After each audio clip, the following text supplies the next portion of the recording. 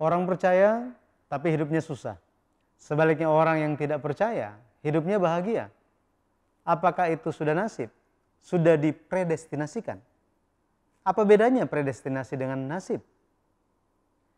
Shalom. Kita bertemu dalam program Tanya Jawab Alkitab di channel GPBSI Jakarta.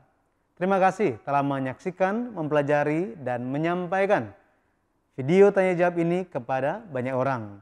Mari kita terus dukung channel ini dengan subscribe, like, dan share, supaya lebih banyak orang mengenal firman Tuhan dengan baik dan iman makin bertumbuh kepada Yesus Kristus. Jangan lupa klik tanda lonceng supaya saudara bisa diingatkan saat ada video terbaru yang ditayangkan. Bersama kita hari ini narasumber kita, Pendeta Yunduhi Doktor Ministry. Shalom Pendeta. Shalom. Bagaimana kabarnya? Baik, puji Tuhan. Haleluya. Pak Pendeta, mengenai predestinasi, ada beberapa pertanyaan yang sepertinya sering ditanyakan. Yang pertama, mengapa orang yang mengikuti Tuhan banyak yang hidupnya susah, sedangkan orang yang tidak percaya Tuhan, hidupnya bahagia? Bahkan Ayub pun merasakan demikian. Apakah memang sudah ditentukan seperti itu? Coba kita pikirkannya, apakah yang dipredestinasikan untuk diselamatkan, dan orang yang seperti apakah yang dipredestinasikan untuk dibuang. Apakah aku dipredestinasikan Allah untuk selamat? Kalau orang itu bagaimana? Kalau ada predestinasi, bukankah tidak perlu menginjil? Dan kehendak bebas manusia itu bukankah jadi tidak berlaku? Atau orang-orang yang bersikeras tentang teori keselamatan universal menolak konsep predestinasi Allah? Nah, jadi coba kita pikirkan, apa maksudnya di Roma pasal 9, Allah mengasihi Yakub dan membenci Esau. Nah, jadi terlebih dahulu kita perlu tahu bahwa Alkitab juga berfirman tentang kemakmuran dari orang jahat. Coba buka ya. Mazmur 73 ayat 3. Sebab aku cemburu kepada pembual-pembual kalau aku melihat kemujuran orang-orang fasik. Di sini kemujuran. Di bahasa aslinya artinya shalom, ya, shalom itu damai, makmur, berkembang. Nah, penulis Mazmur susah untuk menerima bahwa orang benar menderita, sedangkan orang jahat hidupnya lancar. Jadi ia memikirkan dengan dalam tentang hal tersebut yang nyatanya terjadi. Selanjutnya ayat 4. Mazmur 73 ayat 4. Sebab kesakitan tidak ada pada mereka, sehat dan gemuk tubuh mereka. Ya, kemudian ayat 5. Mereka tidak mengalami kesusahan manusia dan mereka tidak kena tulah seperti orang lain. Selanjutnya ayat 12. Sesungguhnya itulah orang-orang fasik. Mereka menambah harta benda dan senang selamanya. Ya, tapi kapan penulis Mazmur tersebut menyadari maksud Tuhan di balik kebingungannya tersebut? Itu adalah kapan? Ketika ia masuk ke tempat kudus. Makanya dikatakan di ayat 17. Ayat 17. Ya. Sampai aku masuk ke dalam tempat kudus Allah dan memperhatikan kesudahan mereka. Ketika masuk ke tempat kudus Allah, berdoa dan menyadari firman hukum Taurat. Jadi tempat kudus adalah tempat apa? Tempat hadirat Allah serta firman, tempat firman dan doa kan. Makanya di ayat 20. Seperti mimpi pada waktu terbangun, ya Tuhan, pada waktu terjaga, rupa mereka kau pandang hina. Jadi seperti mimpi yang hilang lenyap di waktu pagi. Ketika Tuhan bangkit, mereka pun lenyap maksudnya. Jadi seperti demikian. Maksud ayat tersebut adalah Allah tidak akan mengingat mereka yang fasik. Coba bayangkan, jika kondisinya penghancuran kekal di masa yang akan datang telah menanti saudara dan pasti akan saudara masuki. Kalau begitu, apa artinya kesehatan, kekayaan, kemakmuran di kehidupan sekarang. Nah, Tidak ada artinya. ya, jadi tentang fakta tersebut, penulis Mazmur menyadarinya dengan kasih karunia Allah. Coba kita baca satu lagi, 2 Korintus 4 ayat 18. Sebab kami tidak memperhatikan yang kelihatan, melainkan yang tak kelihatan. Karena yang kelihatan adalah sementara, sedangkan yang tak kelihatan adalah kekal. Ya, jadi orang yang tidak percaya bisa saja hidupnya lebih enak. Sedangkan jemaat kudus yang percaya, ia juga bisa juga malah menderita. Tetapi penderitaan yang diderita jemaat kudus yang percaya itu adalah penderitaan yang cukup berarti. Apa maksud Pak Pendeta ketika berkata bahwa penderitaan dari jemaat kudus adalah penderitaan yang cukup berarti? Ya, di Alkitab berkata demikian kan, Pengkhotbah 7 ayat 14. Coba baca ya. Pada hari mujur bergembiralah, tetapi pada hari malang ingatlah bahwa hari malang ini pun dijadikan Allah seperti juga hari mujur, supaya manusia tidak dapat menemukan sesuatu mengenai masa depannya. Ya, jika bisa tetap bersuka cita ketika menderita, maka pastilah ia adalah orang yang beriman, yang sudah dewasa, sudah matang imannya. Apakah pertanyaan jadi apakah kebahagiaan itu relatif atau mutlak?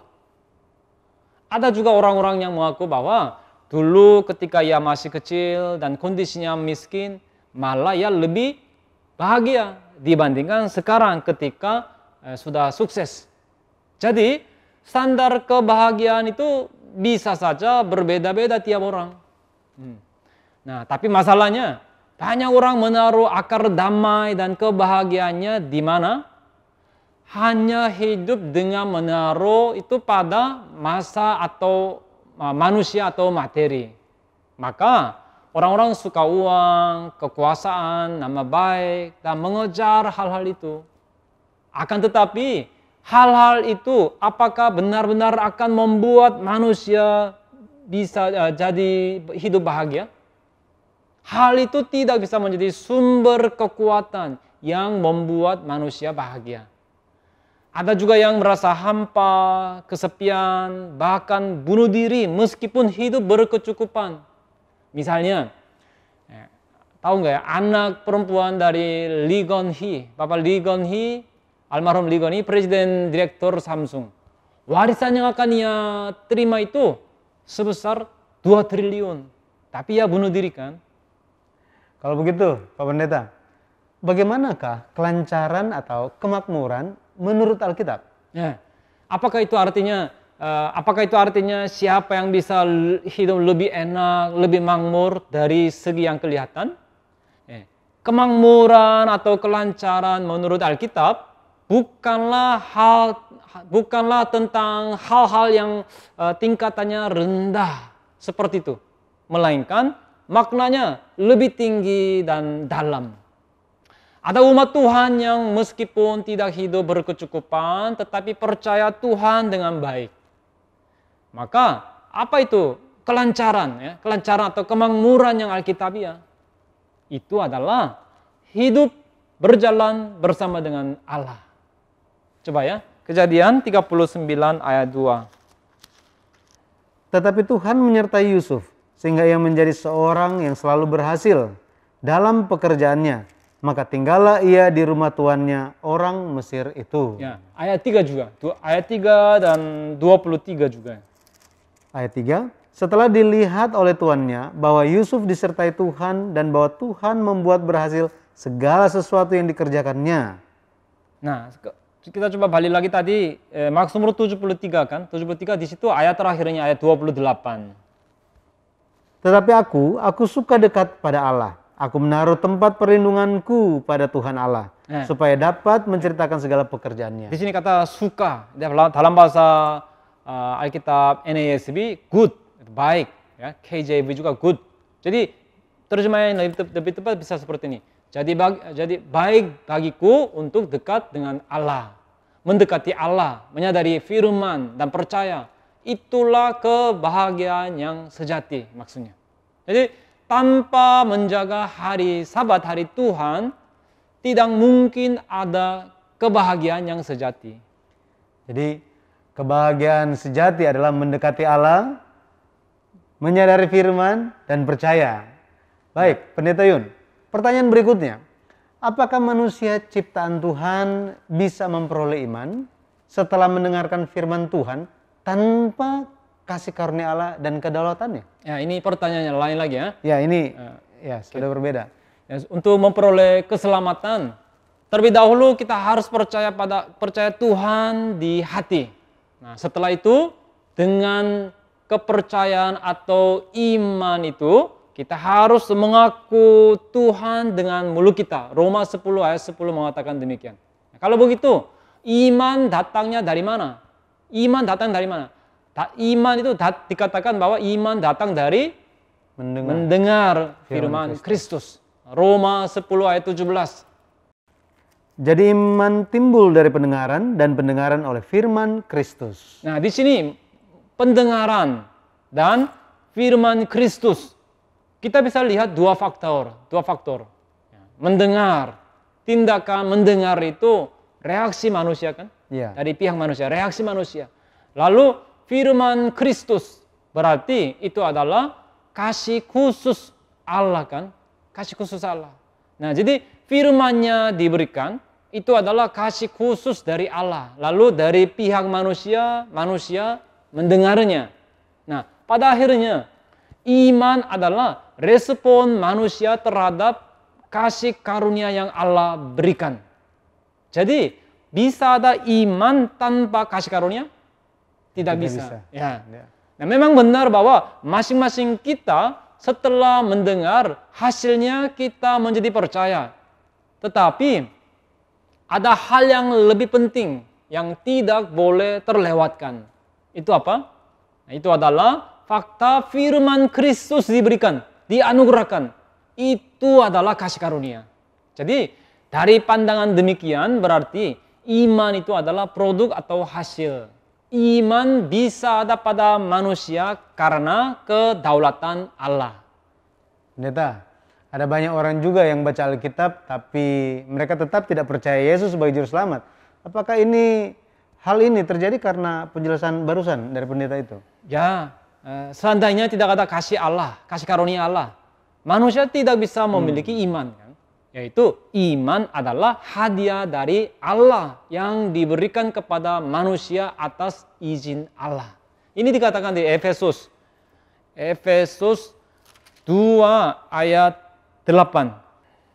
Sebab karena kasih karunia kamu diselamatkan oleh iman. Itu bukan hasil usahamu tetapi pemberian Allah. Ya, amin. Nah, ada ayat yang mendukung fakta ini juga ya. 2 Tesalonika pasal 3 ayat 2. Coba baca. Dan supaya kami terlepas dari para pengacau dan orang-orang jahat, sebab bukan semua orang beroleh iman. Kalau Alkitab versi lain, iman itu bukan milik sembarang orang, siapa saja gitu ya. Jadi lebih jelas ya di ayat tersebut. Ya, jadi bukan semua orang beroleh iman. Baik, pendeta, ada pertanyaan yang masih ada hubungannya juga mengenai predestinasi ini. Secara kacamata duniawi, setelah seseorang percaya Tuhan, bisakah orang itu memperoleh perubahan hidup seperti yang ditetapkan Tuhan atau yang sudah ditakdirkan? Perubahan itu. Perubahan itu. Teori nasib atau takdir yang biasa dipikirkan orang-orang di dunia itu non-Alkitabiah. Misalnya, kalau seseorang sudah ditentukan untuk jadi apa, maka dia tidak akan bisa mengelak dari takdir tersebut. Alkitab berkata bahwa bagi orang yang percaya tidak ada yang mustahil. Amin. Diajarkan bahwa kita bisa melakukan semuanya di dalam Dia yang memberi kekuatan. Nah, meskipun demikian, bukan maksudnya kita mengejar dan meminta suatu perubahan yang dramatis gitu. Misalnya seperti apa? Misalnya tiba-tiba menjadi kaya ya, tanpa berusaha dan sebagainya. Jadi kita harus percaya bahwa dengan kasih karunia yang Allah berikan, yang mustahil menjadi tidak mustahil. Jadi Tuhan menghidupkan orang mati, menyembuhkan orang sakit. Nah, jemaat kudus yang percaya adalah orang-orang yang percaya pada kedaulatan Allah yang seperti demikian kan. Misalnya, coba bayangkan.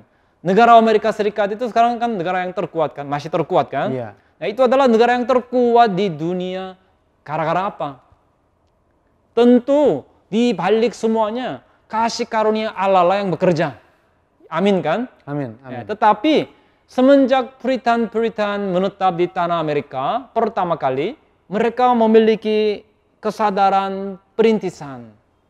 Sambil melewati era perintisan di bagian barat, mereka memimpikan sebuah kemungkinan. Sebuah hal yang coba kita pikirkan, apakah itu perubahan yang terbesar? Apa itu perubahan terbesar dalam hidup kita? Bukankah perubahan terbesar dalam hidup kita adalah kita menjadi percaya pada Allah itu sendiri? Amin. Ketika kita baru menjadi percaya, di mata orang yang tidak percaya, ya, tidak kelihatan apa bedanya orang yang percaya dan orang yang tidak percaya. Tapi ketika kita menjadi orang yang dituntun Roh Kudus, akan datang perubahan kehidupan yang drastis. Amin.